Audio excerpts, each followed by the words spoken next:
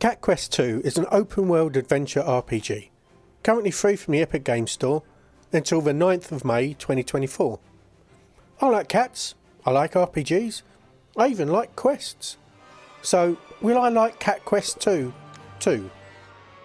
Initial impressions suggested that I wouldn't. It looks like a game for children. The graphics are in a cutesy cartoon style that is kind of suited for under 10s, which obviously didn't really appeal to me, however well drawn they are. And they are really well drawn, they're great. The dialogue in the game doesn't make it any better. It's cat littered, with cat and dog puns that get old pretty quickly. Saying infirmant instead of informant was accompanied by the sound of the bottom of a barrel being scraped in my head. It was very poor. God, I'm doing it now. The music is a standout.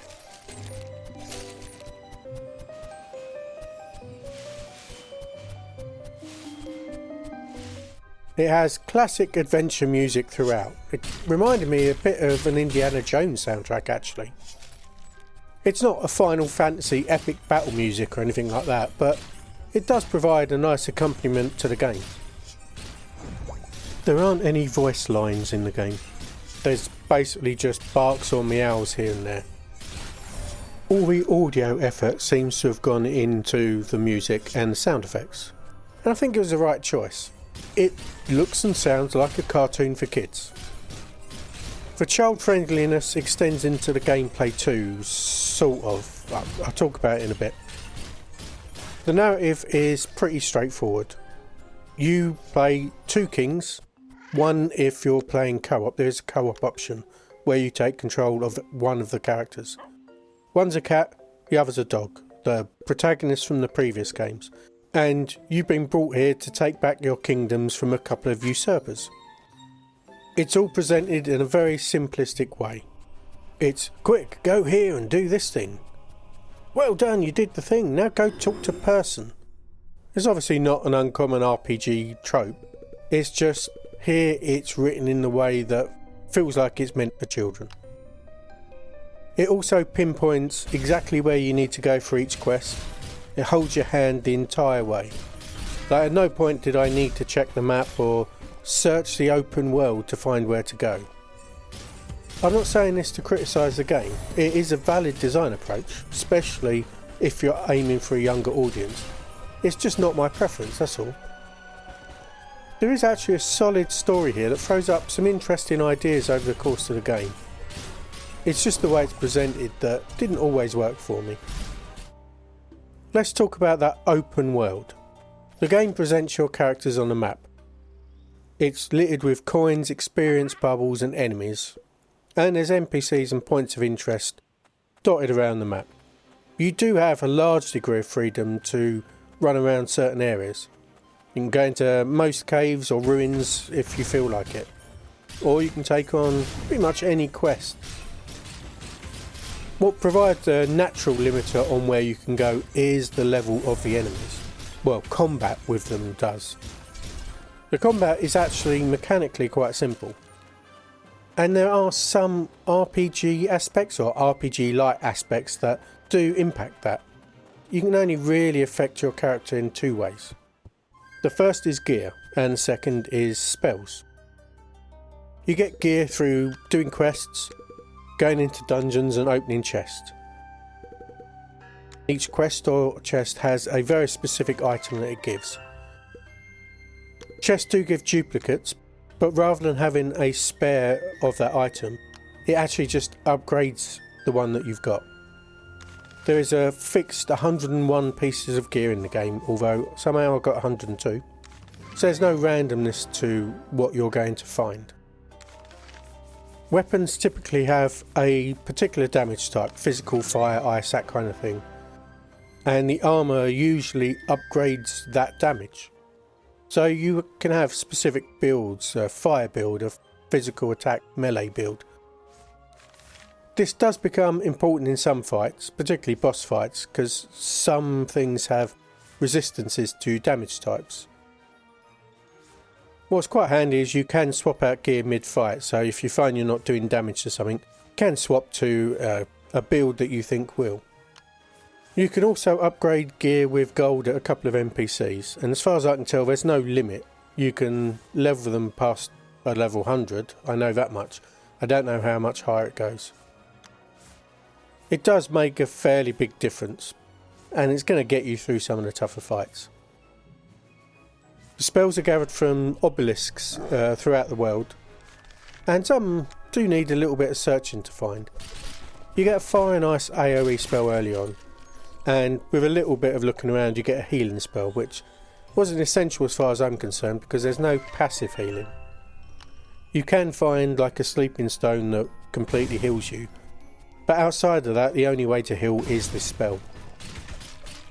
All spells can be upgraded to level 10 as far as I can tell using gold at magic academies, and there's some decent ones in there. I particularly like the black hole that basically just grabs all your enemies and holds them for a few seconds in a spot.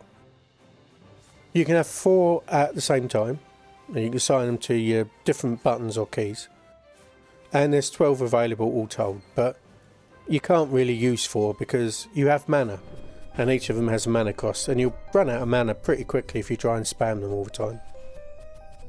You also get some extra abilities, kingly abilities, normally through quests, but you just get them, you don't get to pick and choose, they're not part of like a build, they're just there.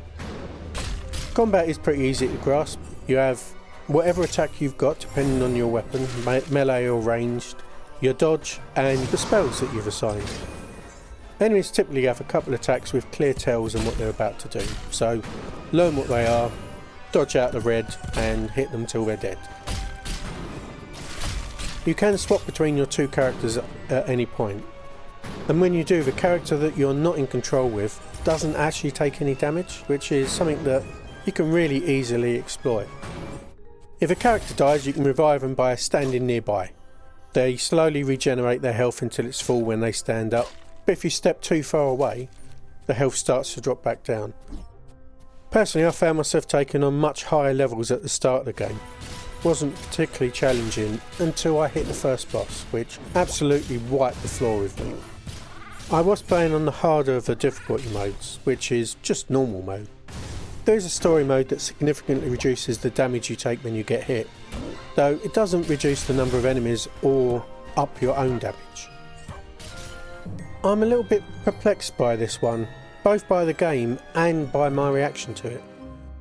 The game appears to be aimed at children, but there was a sudden spike in difficulty when facing boss encounters that even on story mode might stall progress for younger gamers.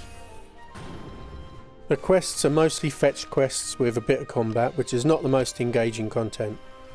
Yet, I played through the whole game and stayed on after I'd finished it to complete the whole map.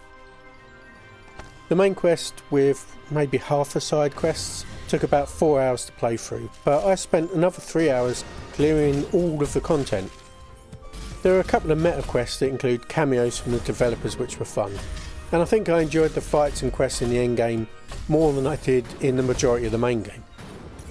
Once you finish the main quest, you do have the option to do New Game Plus, which keeps all of your progress from the previous run through, but ups all the quests and monster levels by 50.